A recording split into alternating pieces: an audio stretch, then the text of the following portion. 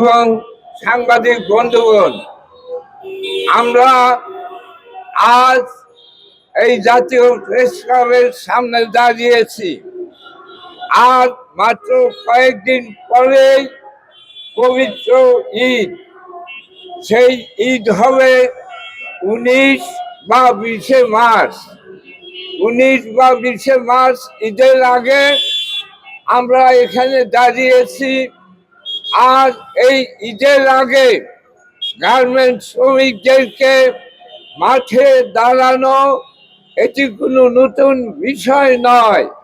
প্রতি বছরই ঈদের আগে আমাদেরকে এখানে দাঁড়িয়ে গার্মেন্টস শ্রমিকদের ন্যায্য দাবি, ঈদ বোনাস, গার্মেন্টস শ্রমিকদের ন্যায্য দাবি, বকেয়া বেতন এবং অন্যান্য বিষয় সেগুলি নিয়ে কথা বলতে হয়।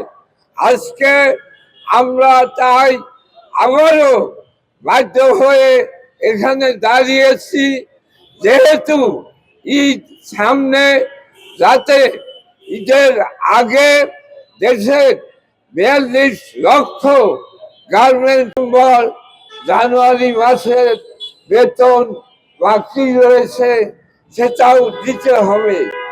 এই দাবি নিয়ে আমরা এখানে দাঁড়িয়েছি।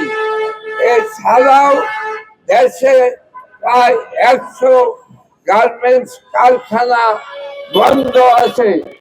আমরা তাই মনে করি মাননীয় প্রধানমন্ত্রী তারেক রহমান, তার এখানে হস্তক্ষেপ দরকার। ওই বন্ধ কারখানা 100, তার বিষয়ে ব্যবস্থা নিতে হবে এবং গার্মেন্টস শ্রমিকদের ঈদ বোনাস, বকেয়া বেতন এবং চলতি মাসের অর্ধেক বেতন আমরা পরিশোধ চাই। এই ব্যাপারে আমরা দেশের প্রধানমন্ত্রীর হস্তক্ষেপ সরাসরি কামনা করছি।